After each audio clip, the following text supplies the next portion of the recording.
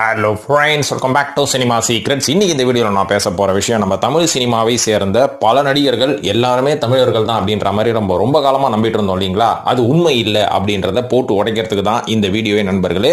இதுக்கு முன்னாடியே நம்ம சேனலில் ஒரு சில வீடியோக்கள் போட்டிருக்கேன், தமிழர் அல்லாத தமிழ் நடிகர்கள். ஆனால் நான் தமிழன், நான் பச்சை தமிழன் அப்படின்ற மாதிரி குடி பிடிச்சிட்டு சுற்றுவாங்க, ஆனால் அவங்கெல்லாம் உண்மையாகவே தமிழர்கள் கிடையாது அப்படின்றத ப்ரூவ் பண்ணுறதுக்கு தான் இந்த வீடியோ. இப்போ இந்த வீடியோ பேசுறதுனால பிரிவினை உண்டாக்குறியா நீ, இதெல்லாம் உனக்கு தேவையா அப்படின்ற மாதிரி நீங்கள் கமெண்ட் என்ன கேட்பீங்க. இவங்க எல்லாருக்கும் நான் சொல்லிக்கக்கூடிய பதில் என்ன அப்படின்னு பார்த்தீங்கன்னா, இந்த வீடியோட இறுதியில சொல்றேன். ஏன்னா வீடியோட ஆரம்பத்தில் பேசி ரம்பம் போட நான் விரும்பல.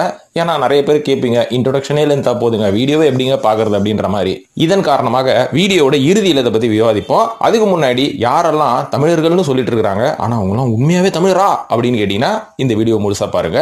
இப்போ நம்ம நேரம் கடத்தாம வீடியோல போய் இந்த லிஸ்ட்ல முதலாவதா யாரை பத்தி பேசலாம் அப்படின்னு பாத்தீங்கன்னா வேற யாரும் இல்ல, நம்ம நடிகர் தனுஷ் அவர்கள் தான். என்னது நடிகர் தனுஷா? எப்ப அவர்லாம் பச்சை தமிழ்ப்பா, தமிழ்ல எல்லாம் வந்து எப்படி டைலாக் பேசுறாரு, எந்த மாதிரி லோக்கல் தமிழ்ல பேசி நடிக்கிறாரு, வட சென்னையில எல்லாம் எந்த மாதிரி ஒரு தமிழன், ஒரு மெட்ராஸ் தமிழன் இந்த மாதிரி பேசியிருக்க மாட்டான். அந்த அளவுக்கு மெட்ராஸ் பாஷை பேசினவர் நம்ம தனுஷ் அவர்கள். இவர் தமிழ் அல்ல எப்படின்னு நீ சொல்லுவ? அதாவது இவர் தமிழன் இல்ல அப்படின்ற மாதிரி நான் கம்ப்ளீட்டா சொல்ல மாட்டேன். தமிழ்நாட்டில் பிறந்து வளர்ந்து நல்ல தமிழ் மக்களோட பழகி ஒரு தமிழனாக வாழ்ந்து கொண்டிருக்கிறார் அல்லவா? சோ இருந்தாலும் இவருக்கு ஆர்ஜின் ஒன்று இருக்குல்ல, அந்த ஆர்ஜின் படி இவர் தமிழ் வழியாக வந்தவர் அப்படின்னு கேட்டீங்கன்னா அதுதான் கிடையாது. நம்ம தனுஷ் அவர்கள் ஒரு தெலுங்கர், ஒரு நாயுடு குடும்பத்தை சேர்ந்தவர் அப்படின்னு சொன்னா கண்டிப்பா உங்களுக்கு ஆச்சரியமா இருக்கும்ல. அதனால தனுஷ் அவர்கள் கிட்ட இருந்து நம்ம ஆரம்பிக்கிறதுக்கு முன்னாடி அவரோட தந்தையான கஸ்தூரி ராஜா அவர்களோட ஹிஸ்டரியில இருந்து நம்ம ஆரம்பிப்போமா? அதாவது கஸ்தூரி ராஜா அவர்கள் வந்து ஒரு தமிழ் படத்தின் சிறந்த இயக்குனர் அப்படின்ற மாதிரி நம்ம சொல்லலாம். அவரோட தந்தை பெயர் தான் ராமசாமி நாயுடு மற்றும் அவரோட தாயார் பெயர் ரெங்கம்மா அப்படின்ற மாதிரி சொல்றாங்க. இவங்க ரெண்டு பேருக்கு பிறந்தவர் தான் நடிகர் கஸ்தூரி ராஜா. நடிகர் கஸ்தூரி ராஜான்றதோட இயக்குனர் கஸ்தூரி ராஜா அப்படின்ற மாதிரி சொல்லலாம். இவர் வந்து விஜயலட்சுமி அப்படின்றவங்கள திருமணம் பண்ணி இவங்களுக்கு 4 பசங்க இருக்கிறாங்க.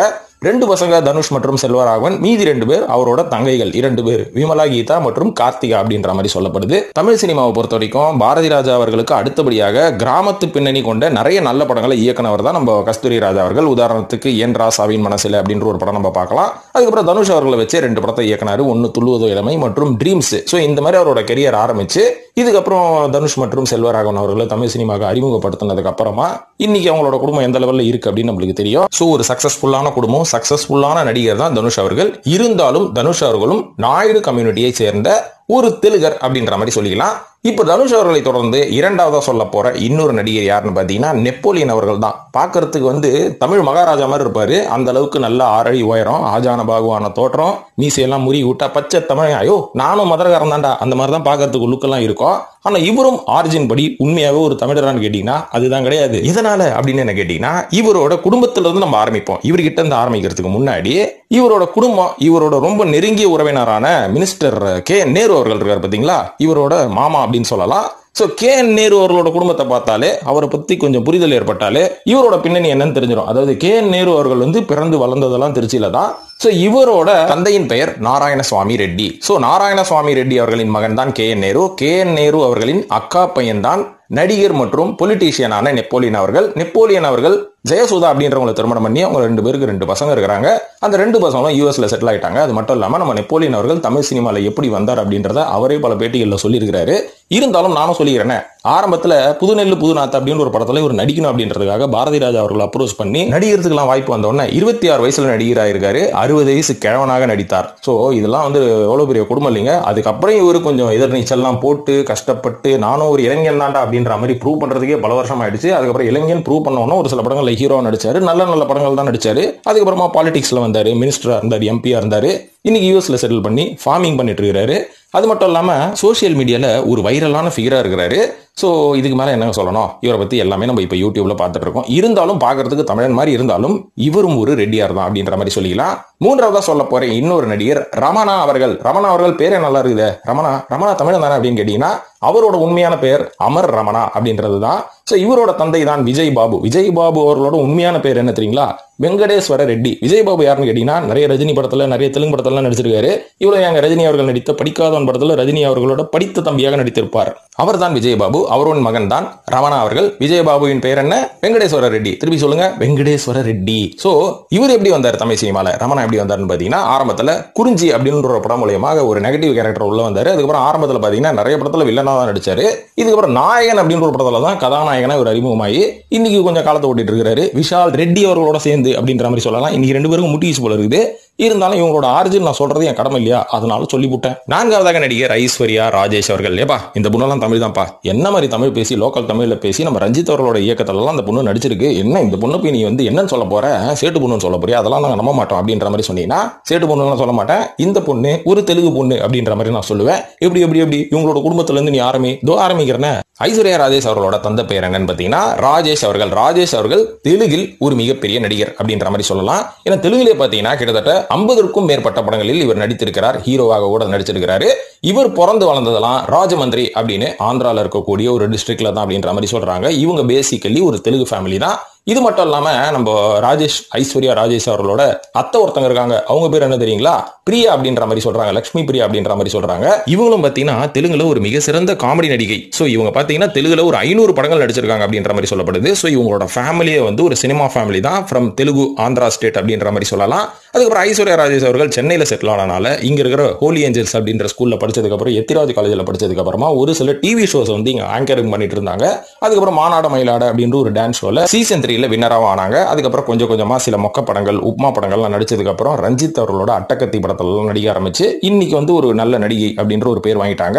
இருந்தாலும் இவங்க பாக்குறதுக்கு அப்படியே ஒரு அச்சு அசல் தமிழ் பொண்ணு மாதிரி இருந்தாலுமே கூட இவங்க தமிழ் பொண்ணுலாம் இல்ல, தெலுங்கு பொண்ணு. ஐந்தாவதா நடிகர் வைபவ் அவர்கள், அதாவது வைபவ் ரெட்டி அப்படின்னு சிம்பிளா சொல்லிடலாம். இதுல இருந்தே தெரிஞ்சு போச்சு. இவரோட உண்மையான பேர் வந்து சுமந்த் ரெட்டி. இவர் கூட பாத்தீங்கன்னா தமிழ் சினிமால ஏகப்பட்ட படங்கள் நடிச்சிட்டாரு. ஒரு தமிழ் நடிகர் அப்படின்ற ஒரு அங்கீகாரமா இவருக்கு கிடைச்சிருச்சு. ஆனா இவர் வந்து ஒரு சாதாரண குடும்பம் இல்லைங்க. இவர் வந்து ஆந்திராவிலேயே ஒரு மிகப்பெரிய ஒரு பிலிம் மேக்கரோட குடும்பம் அப்படின்ற மாதிரி சொல்லலாம். ஏன்னா இவங்களோட அப்பா இருக்காரு பாத்தீங்களா, கோதண்டராமி ரெட்டி. இவர் வந்து ஒரு மிகப்பெரிய தயாரிப்பாளர் அப்படின்ற மாதிரி சொல்லப்படுது. அவரோட பையன் தான் வைபவ் ரெட்டியே. இவங்க அப்பா எந்த அளவுக்கு ஒரு மிகப்பெரிய ஒரு தயாரிப்பாளர் தெலுங்குல அப்படின்ற மாதிரி சொல்லலாம்னு பாத்தீங்கன்னா கிட்டத்தட்ட ஒரு 94 படங்கள் வந்து இவங்க அப்பா தயாரிச்சிருக்காரு. அதுல எல்லாமே ஹிட் அப்படின்னு சொன்னா உங்களுக்கு எவ்வளவு ஆச்சரியமா இருக்கும். இதையும் தாண்டி நம்ம இசைஞானி இளையராஜா இருக்காரு பாத்தீங்களா, இவரை கொண்டு போய் தெலுங்குல டெபியூ ஒரு மியூசிக் டைரக்டரா டெபியூ பண்ணது வைபவ் ரெட்டி அவரோட தந்தையான கோதண்டராம ரெட்டி தானா. இது மட்டும் இல்லாம சிரஞ்சீவி அவர்களுக்கு சூப்பர் ஸ்டார் அப்படின்ற ஒரு அங்கீகாரம் கிடைக்கிறதுக்கு அவரை வச்சு லைனா பிளாக் பஸ்டர் ஆக்ஷன் படம் எடுத்து ஒரு மிகப்பெரிய ஒரு மெகா ஸ்டார் ஆக்குனதே வைபவ் அவர்களோட தந்தை தான். இந்த அளவுக்கு சிரஞ்சீவியை பெரிய ஆளாக்க நீங்க இளையராஜா வந்து தமிழ்ல டெபியூ கொடுத்தீங்க, தெலுங்குல டெபியூ கொடுத்தீங்க, ஆனா உங்க பையனை மட்டும் நீங்க ஏன் தெலுங்குல கண்டுக்கல அப்படின்னு கேட்டீங்கன்னா அதை செய்யாம இருப்பாரா? வைபவ் அவர்களை முதல்ல இவர் ஹீரோவா தெலுங்குல தான் அறிமுகப்படுத்தினாரு. கோதாவா அப்படின்ற மாதிரி, கோதாரா அப்படின்ற ஒரு படத்துல அந்த படம் வந்து சரியா போல. அதுக்கப்புறம் என்ன தெலுங்குல ஆஸ் யூசுவல் வந்து இந்த நெப்போட்டிசம் டாமினேஷன் இதெல்லாம் ஜாஸ்தியா இருக்கிறதுனால நம்ம பையன் வந்து இதெல்லாம் முட்டி மோதி வெளில வர ஆள் கிடையாது. அவன் சொகுசா வாழ்க்கை ஓட்டுறவன். இவனை நான் தெலுங்குல வந்து வச்சு கஷ்டப்படுத்த விரும்பல. தமிழ்ல தான் எந்த ஹீரோவா இருந்தாலும் ஏத்துக்கிறாங்கல்ல, ஜாலியா ரொமான்ஸ் பண்ணாலே ஏத்துக்கிறாங்க. அதனால நீ இப்போ தமிழ்ல போய் உன் காலத்தை ஓட்டு அப்படின்ற மாதிரி தமிழ்ல ஒரு துரத்தி விட்ட உடனே இன்னைக்கு வந்து ஒரு சக்சஸ்ஃபுல் ஒரு நடிகரா தான் இருக்கிறார். தமிழ்ல ஜாலியா காமெடி பண்ணின்னு தெலுங்கு பக்கம் போனா வேலையாவது இல்லைங்களா, அதனால தமிழ்ல ஹீரோ ஆயிட்டார் அவரு. அவ்வளவுதான். ஆறாவதா நடிகர் ஜீவா அவர்கள். ஜீவா அவர்களோட உண்மையான பேரு அமர் சௌத்ரி. ஆர்பி சௌத்ரி அவரோட பையன் சொன்னோன்னே எங்களுக்கு தெரியாதா, அவர் தமிழ்ல எங்களுக்கு முன்னாடியே தெரியும் அப்படின்ற மாதிரி சொன்னீங்கன்னா தமிழ்ல தான். ஆனா அவர் எப்பேற்பட்ட ஆள் அப்படின்னு தெரிஞ்சுவாங்க. இவர் பேசிக்கலி ஒரு ராஜஸ்தானி ஆர்ஜனை கொண்டவர்.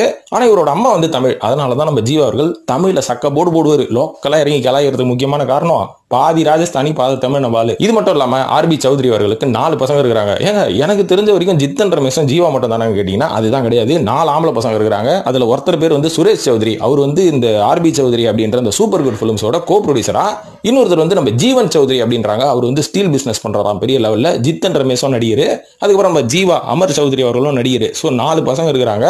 இது மட்டும் இல்லாம இந்த சூப்பர் குட் பிலிம்ஸ் அப்படின்ற ஒரு பேனர்ல ஆசை ஆசையாய் அப்படின்ற ஒரு படத்தை நம்ம காமெடி நடிகர் ரவிமரி அவர்களோட இயக்கத்துல ஜீவா அவர்கள் முறையா நடிச்சாரு. இதுக்கப்புறம் பாத்தீங்கன்னா தித்தி இதே போன்ற படங்கள்லாம் நடிச்சதுக்கு அப்புறம் ராம் அப்படின்ற ஒரு படத்தின் மூலமாக தான் இவருக்கு ஒரு பிரேக் த்ரூ கிடைச்சு இன்னைக்கு சக்சஸ்ஃபுல்லா நடிச்சிட்டு இருக்காரு. பாக்குறதுக்கு வந்து கொஞ்சம் சேட்டு பையன் மாதிரி தான் இருப்பாரு, மீசெல்லாம் முளைக்காம. இருந்தாலும் படுலோக்கலா தமிழ்ல இறங்கி கலாய்க்கிறதுல சமீபத்துல வந்த ஹீரோக்கள் யாருமே ஜீவாவை அடிச்சுக்க முடியாது. அந்த அளவுக்கு தமிழ்ல லோக்கலா பேசி செம்மையா கலாய்க்கிற ஒரு ஆள் தான். நல்ல ஒரு நடிகர் தான், திறமையான ஒரு நடிகர். இதுல எல்லாம் வந்து என்ன ஆர்ஜினை போட்டு கிண்டி கிளறது சொல்லணும்ன்றதுக்காக சொல்லியிருக்கிறான், அவ்வளவுதான். ஏழாவதா நடிகர் ஆர்யா அவர்கள். ஆர்யா அவர்களோட உண்மையான பேர் என்ன தெரியுமா? ஜம்ஷித் சத்ரகாந்த் அப்படின்ற மாதிரி சொல்றாங்க. பேசிக்கலி ஃப்ரம் கேரளா கசர்கோட் அப்படின்ற ஒரு இடத்துல பிறந்தவர் தான்.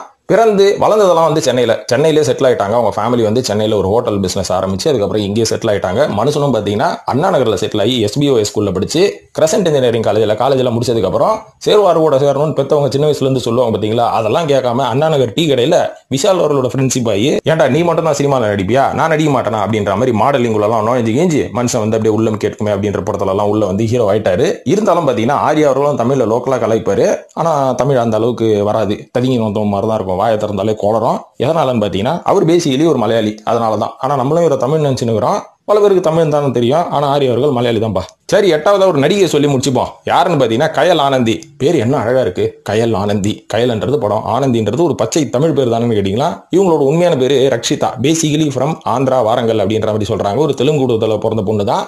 பிறந்ததுக்கு அப்புறமா என்ன வளர்ந்தாங்க படிச்சாங்க. 2012 வருஷம் தெலுங்குல பஸ் ஸ்டாப் அப்படின்ற ஒரு படம் பண்ணாங்க. அந்த படம் சரியாவே போல. அதுக்கப்புறம் 4 படம் தெலுங்குல தொடர்ந்து ஹீரோயினா பண்ணுவாங்க. தெலுங்குல சக்சஸ் ஆகாதனால சரி ஓகே நம்ம வண்டியை தமிழ்நாட்டு பக்கம் விடுவோம் அப்படின்ற மாதிரி இங்க வந்தாங்க. இங்க வந்து பொறியாளன் அப்படின்ற ஒரு படத்தில் நடிச்சாங்க. அந்த படம் வந்து கொஞ்சம் நல்ல வெற்றி படமா அமைஞ்சது. இதுக்கப்புறம் கயல் அப்படின்ற ஒரு படத்தில் நடிச்சதுக்கு அப்புறம் படமும் ஹிட். இவங்களும் பாத்தீங்கன்னா ரொம்ப அப்பாவி மூஞ்சாகுது அப்படின்ற மாதிரி இவங்களை வச்சு நிறைய படங்கள் இயக்குனாங்க. நிறைய இயக்குனர்கள். இவங்க வந்து தமிழ் சினிமால தெரிந்த ஒரு முகமாயாச்சுப்பா. அதுக்கப்புறம் என்ன பண்றது, கொஞ்சம் செட்டில் ஆகணும்னு சொல்லி 2021 வருஷம் சாக்ரட்டிஸ் அப்படின்ற திருமணம் பண்ணி செட்டில் ஆயிட்டாங்க கயல் ஆனந்தி அவர்கள். சோ கயல் ஆனந்தி அவர்களும் தமிழ் பொண்ணு இல்ல, தெலுங்கு பொண்ணு. சோ இப்போ இதுல இருந்து என்ன தெரியுது? ஒன்னும் தெரியல, இதெல்லாம் வேஸ்ட் அப்படின்ற மாதிரி கேட்டீங்கன்னா, இந்த மாதிரியான ஒரு விஷயம் தமிழ் சினிமால ஏன் ஆரம்பிச்சது? இதே தெலுங்கு சினிமா, மலையாள சினிமா, ஹிந்தி சினிமால போனீங்கன்னா மற்ற மொழிக்காரர்கள் இந்த மாதிரி ஆதிக்கம் செலுத்த முடியுமா? தமிழ் சினிமால மட்டும் ஒய் யுவர் ஆனர் இத்தனை பேர் வந்து வெளிமாநிலங்கள்ல வந்து சக்சஸ் ஆகுறாங்க அப்படின்ற மாதிரி கேட்டீங்கன்னா, இதுக்கு பின்னாடி ஒரு மிகப்பெரிய வரலாறு இருக்குது. என்னன்னா, ஆரம்பத்துல ஒரு கிட்டத்தட்ட ஒரு 50 வருஷத்துக்கு முன்னாடி தமிழ்நாட்டில் தான் தென்னிந்திய நடிகர் சங்கம் அப்படின்ற மாதிரி நடிகர் சங்கம் இருக்குதே தவிர தமிழ் நடிகர்களின் சங்கம் அப்படின்ற மாதிரி இல்ல. அதுக்கு முக்கியமான காரணம் என்னன்னு பாத்தீங்கன்னா, தென்னிந்தியாலேயே தமிழ்நாட்டில் அதுவும் குறிப்பா சென்னையில தான் ஊர்ல இருக்கிற எல்லா ஸ்டுடியோவும் அங்க இருக்கும். எல்லா ஷூட்டிங்கும் இங்க தான் நடக்கும். உதாரணத்துக்கு கோடம்பாக்கம் எடுத்துக்கிட்டீங்கன்னு வைங்களேன், ஏவிஎம், விஜயவாகினி, ஜெமினி ஸ்டுடியோ அப்படின்ற மாதிரி ஏகப்பட்ட ஸ்டுடியோ இருக்கும். ஒரு ஸ்டுடியோவும் மிகப்பெரிய ஹால்ஸா பெரிய பெரிய பெரிய ஹாலா கட்டி வச்சிருப்பாங்க. அந்த ஹால்ல பக்கத்துல ஹிந்தி படம் ஷூட்டிங் போயிட்டு இருக்கோம், அப்படியே எடுத்த மாதிரி தெலுங்கு படம் ஷூட்டிங் போவோம், பக்கத்துல தமிழ் படம் ஷூட்டிங் போயிட்டு இருக்கோம். இந்த மாதிரி தென்னிந்தியாவில் இருக்கக்கூடிய அத்தனை படங்களோட ஷூட்டிங்கும் இங்கே நடந்து கொண்டிருந்தனால இங்க எல்லாருமே சேர்ந்து தென்னிந்திய நடிகர் சங்கம் அப்படின்ற மாதிரி நம்ம ஓபன் பண்ணி எல்லா லாங்குவேஜ் நடிகர்களும் இங்க இருக்கட்டும், மெம்பரா இருக்கட்டும் அப்படின்ற மாதிரி ஒரு பொறுப்புல தான் ஆரம்பிச்சாங்க. ஆரம்பத்துல எல்லாரும் அந்த மாதிரி பொறுப்புல இருந்தாங்க. இதுக்கப்புறம் அவங்களோட ஸ்டேட்ல தனித்தனியா ஸ்டுடியோ ஆரம்பிச்ச உடனே தமிழ்நாட்டுக்கு வருகை தரும் மற்ற மாநிலத்து நடிகர்களோட வருகை ரொம்ப குறைஞ்சு போச்சு. ஏன்னா தெலுங்கு படம் எடுக்கணும்னா தெலுங்கு ஆந்திராலே போய் நம்ம ஒரு ஸ்டுடியோ அமைச்சுப்போமே அப்படின்ற மாதிரி தெலுங்கு நடிகர்கள் அந்த பக்கம் போயிட்டாங்க. அதுக்கப்புறம் மலையாளிஸ் ஓகே நம்ம கேரளால போய் ஒரு ஸ்டுடியோ போட்டுப்போம், எதுக்கு இவ்வளவு தூரம் டிராவல் பண்ணி தமிழ்நாட்டுக்கு வரணும், சென்னைக்கு வரணும்னு அங்க அவங்க ஒரு ஸ்டுடியோ ஆரம்பிச்சிட்டாங்க. கன்னடக்காரங்களும் அந்த மாதிரி போயிட்டாங்க. அதுக்கப்புறம் இங்க கொஞ்சம் கொஞ்சமா தமிழ் சினிமாலையும் மிக்சடா நடிச்ச பல தெலுங்கை சார்ந்த ஒரு சில நடிகர்கள் இங்கே செட்டில் ஆயிட்டாங்க. செட்டில் ஆனவங்க இங்க பெரிய நடிகராகவும் ஆயிட்டாங்க. சோ இப்படிதான் தமிழ் சினிமாக்குள்ள மற்ற நடிகர்களோட ஆதிக்கம் வந்ததுன்னு சொல்றதோட நம்ம ஒரு என்ட்ரி வந்தது அப்படின்ற மாதிரி சொல்லலாம். இது எந்த வகையிலையும் தப்பு கிடையாது, எந்த வகையிலையும் இது பாலிடிக்ஸா நடக்கிறது கிடையாது.